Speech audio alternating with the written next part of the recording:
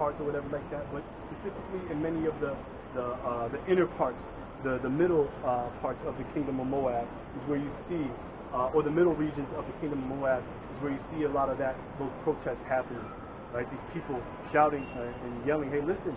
And it'll be, man, I'm gonna post this.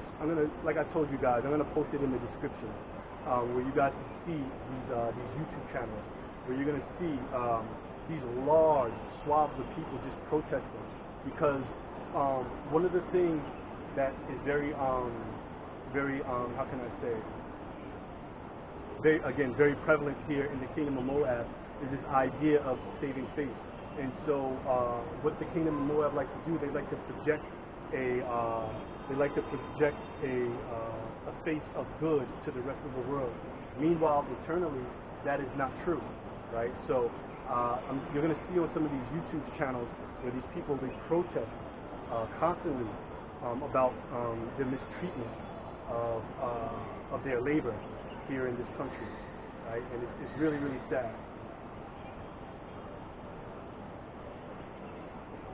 And to him that ladeth himself with thick clay, exactly. So what many of these companies do is they go into debt, right? They go into debt. They keep borrowing, and then they know that everything's falling apart, but they keep borrowing to hold on just a little bit longer because they don't want to deal with the backlash. Or actually, they keep borrowing so that way they can spend that time moving their money to offshore accounts. And then when it's time to flee, they get out the country and they go where they need to go. You know, and it's always a wonder to me that many of these people, they don't say anything, or they don't see it early. Like, Moab is a very forgiving and a very passive natured people. They don't uprise, or they don't make a big deal about anything until it's right immediately in their face. They're not a very, how can I say, they're not a very circumspect people, right? They're not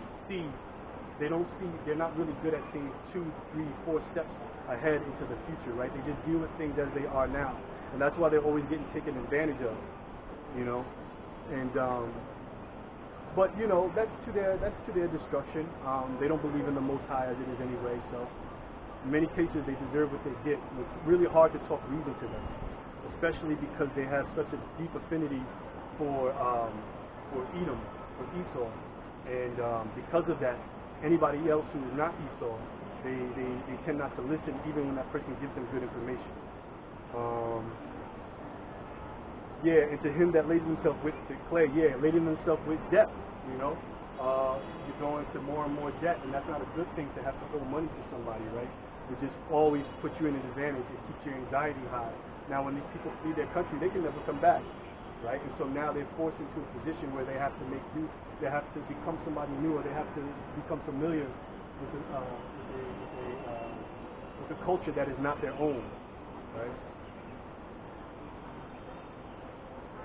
Good. Reading on, verse 7. Shall they not rise up suddenly that shall bite thee? Yeah. So you know, these people, they rise up and they look for blood, right? They want their money. You've stolen their inheritance, right? Whatever they had built up for their future, for their children, you've taken that away from them, so they have nothing left. And we all know people who have nothing left to lose, they lose everything.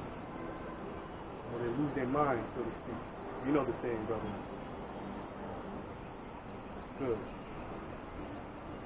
Yeah, you know, I know here, if I were to read on to verse 12, a lot of times we liken this to Habakkuk, Habakkuk 2 and 12, if I were to read on.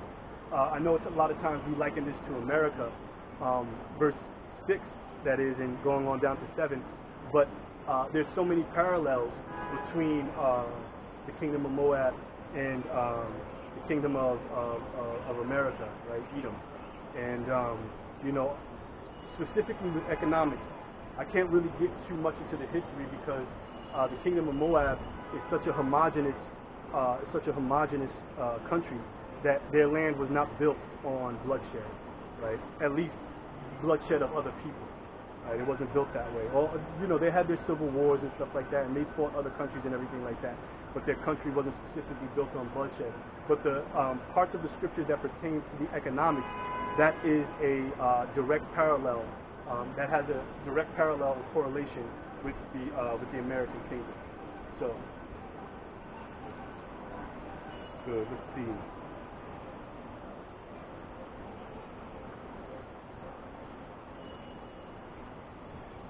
Good.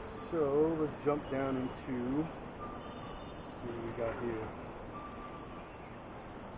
You can go into Haggai 1 and 6. So bear with me, brothers. Haggai 1 and 6.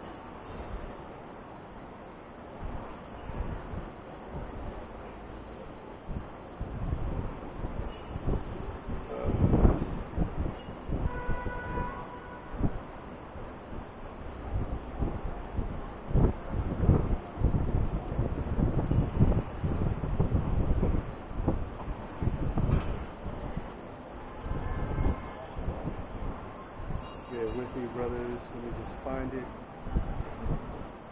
Haggai 1 and 6. Oh, that way.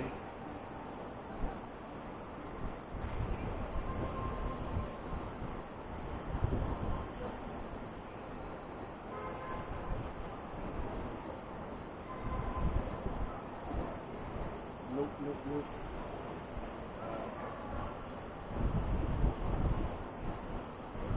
Let me give you a second, brothers.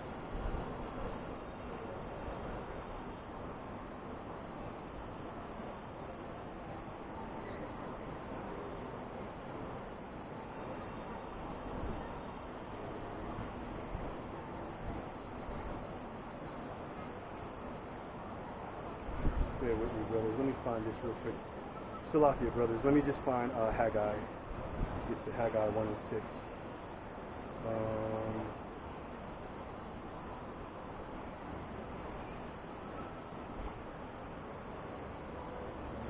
Let me see. Jonah, Amos, Obadiah.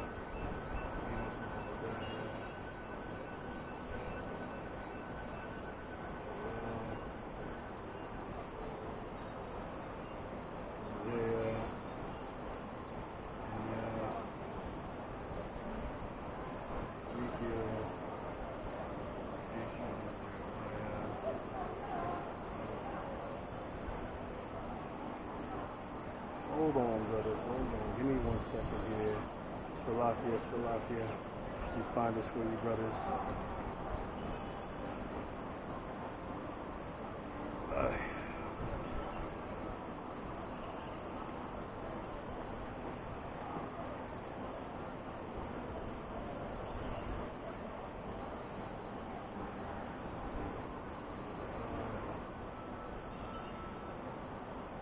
Okay. Yeah, here, brother.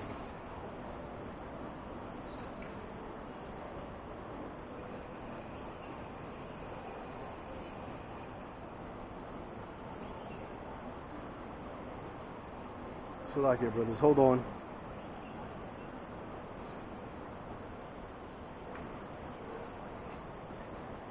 Here we go.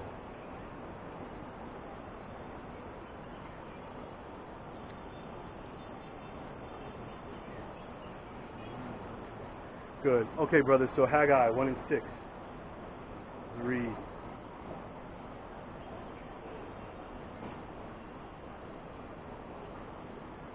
Ye have sown much and bring in little.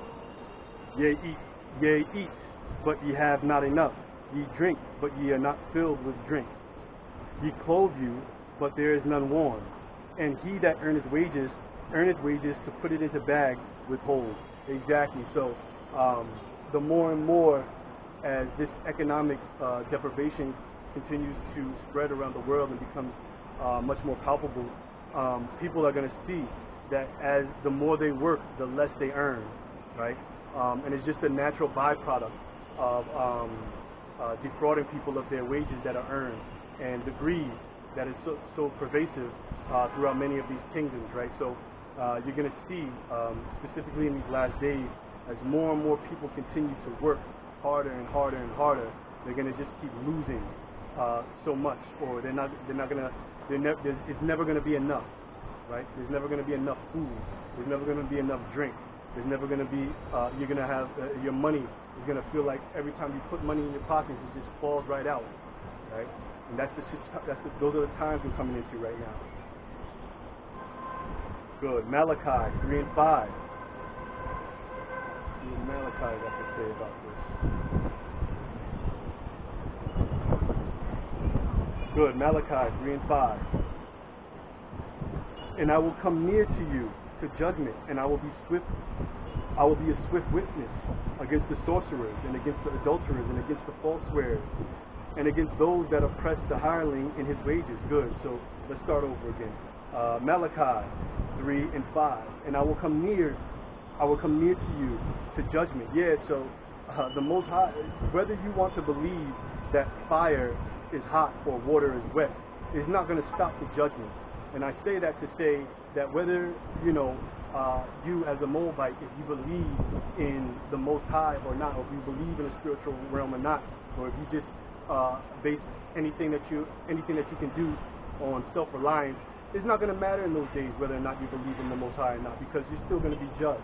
And you deserve to be judged for your arrogancy in your non-belief, to not believe that there's a higher power that you should call on, that is a safety net, or that could be a safety net unto you by you cleaving unto the true people of the book, which is Israel.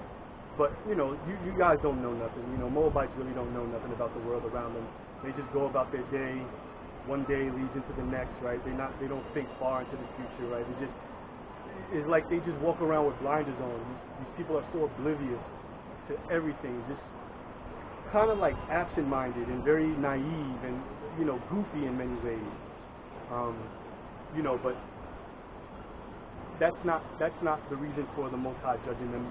The Most High's reason for judging them is their non-belief in Him as a power.